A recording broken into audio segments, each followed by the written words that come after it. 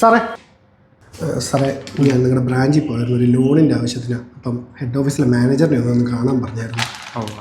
ഞാൻ നോക്കട്ടെ. Okay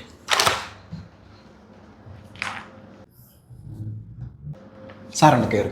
okay ശരി. സാറേ ആരാ, എന്ത് വേണം? സാറേ എൻ്റെ പേര് മനു.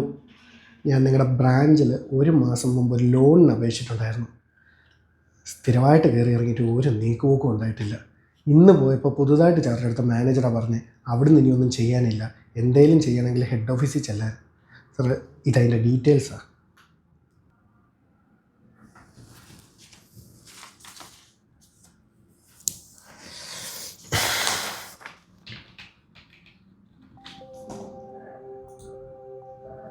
എടോ, this is A clear case of rejection.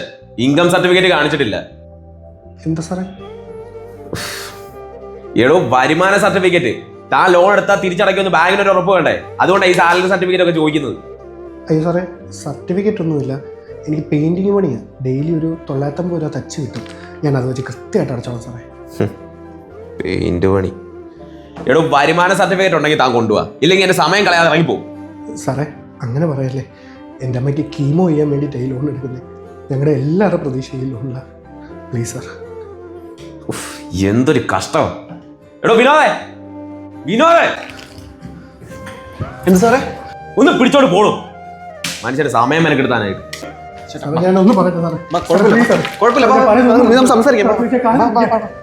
ഓരോന്ന് കയറി വരും മനുഷ്യന്റെ സമയം മെനക്കെടുത്താനായിട്ട്. ചേട്ടൻ ഒന്ന് നിർത്ത്. ചേട്ടൻ ഇവിടെ കിടന്ന് ബഹളം വെച്ചിട്ട് ഒരു കാര്യമില്ല. ചേട്ടൻ ലോൺ കിട്ടാൻ പോകുന്നില്ല. ഇവിടെ സാധാരണക്കാർക്ക് വേറെ നിയമം, പണക്കാർക്ക് വേറെ നിയമം. അതാണ് നമ്മുടെ സിസ്റ്റം. അതിന് ഒരിക്കലും മാറാൻ പോകുന്നില്ല. ചേട്ടൻ വേറെ വല്ല വഴി നോക്കാം നമുക്ക്.